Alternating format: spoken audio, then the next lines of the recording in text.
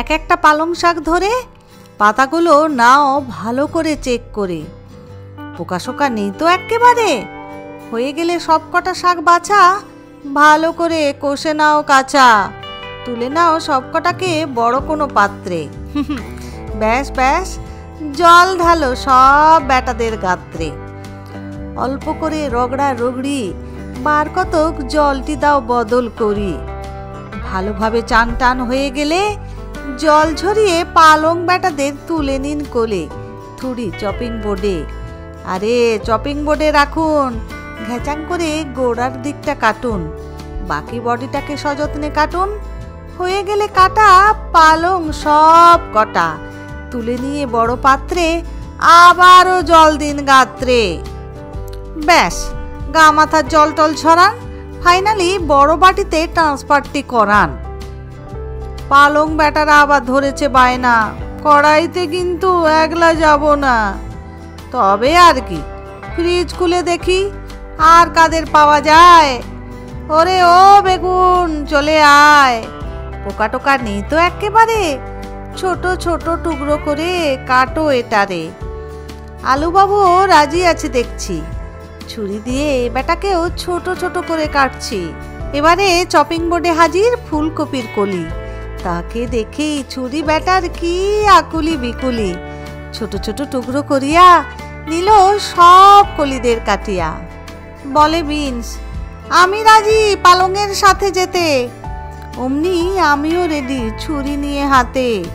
Beans বাবুদের পা মাথা বাদ দিয়া নিলাম ছোট ছোট টুকরো করিয়া কাটিয়া। এবারে এলো লাল রঙা মূলো। প্রথমেই মূলোবাবুর জটা ঘ্যাচাং করে পড়লো কাটা। মূলোবাবুর লাল জামা খান সযত্নে ছুলে টুলে নামান। অতঃপর সাদা বডিটাকে ধরে ছোট্ট ছোট্ট টুকরোটি নাও বার করে। বলে কুমড়ো, এবারে আমি আসছি। ছুরি বলে, আমিও তবে তোকে কাটছি। এলো শিম, এবারে ছোট ছোট করে কাটো এটারে। কড়াইটি বসিয়ে গ্যাসের উপরে দিয়ে দাও সরষের তেলটারে। সরষের তেল রেগে ধোঁয়া বার করছে এবারে। তবে আর কি, বড়িদের নামাও তেলের ওপরে। হয়ে গেলে সোনালি প্লেটেতে নাও তুলি। অনেকটা তেল আছে দেখছি, তাই কিছুটা তেল কমিয়ে নিচ্ছি। আবার কড়াইটি গ্যাসের উপরে বসিয়ে আলু মূলো বিনস শিমবাবুদের দাও নামিয়ে। মিনিট দুয়েক ধরে হাই ফ্লেমে সবাইকে নাড়ানাড়িটি করে এগিয়ে এলো লবণ ভাই। ওগো লবণ, সবাইকে মজাতে তোমাকেই চাই। এসো গো হলুদ সোনা, রান্না কি করে হবে তুমি বিনা? আরো মিনিট দুয়েক ধরে খুন্তিটি দিয়ে খোঁচাখুচিটি করে এগিয়ে এলো কুমড়োর কুচি। খুন্তি ব্যাটার সাথে কিঞ্চিত করে নিক নাচানাচি। এবারে চাপা দিয়ে ঢাকনা লো টু মিডিয়াম ফ্লেমে মিনিট দুয়েক হোক তবে রান্না। মিনিট দুয়েক বাদে ঢাকনা খোলার পরে এক মুঠো মটরশুঁটি চলে এলো গুটি গুটি। বেগুন বাবুর আবার বড্ড নরম শরীর, সহজেই গরমে হয়ে পড়েন নরম, তাই সবার শেষে এলো বেগুন। মিডিয়াম ফ্লেমে সবাইকে মিনিট 4-5 ধরে কষুন। এ ব্যাটারা কষা হতে থাক, ততক্ষণ মশলার ঘোল রেডি করা যাক। একটি ছোট মতো বাটি নিয়ে হাফ চামচ লঙ্কার গুঁড়ো ও অল্প হলুদের গুঁড়ো, শেষে 1 চামচ আদা বাটা দাও দিয়ে বলল জল। আরে আমি ছাড়া কি করে চলবে রে? অমনি চামচ বলে, আমি ছাড়া কে মেশাবে রে? ব্যাস ব্যাস, মশলার ঘোল রেডি একেবারে। এবারে যাওয়া যাক কড়াই ব্যাটার কাছে। দেখছি সব কটাই নেতিয়ে পড়েছে গো। আরে তুলে নিন অন্য একটা পাত্রে, আর বেশি তাপ দিতে হবে না এদের গাত্রে।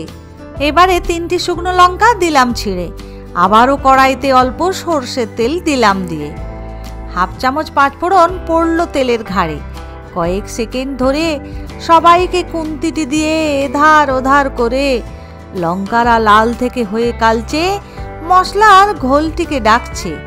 মিনিট 3 ধরে মশলাটিকে কষাকষিটি করে কষা সবজিদের নামাও কড়াইয়ের অন্দরে। খুন্তি বলে, ও বাবা, গতর গেল খেটে খুঁটে, বিশ্রাম কি পাবো না কো মোটে।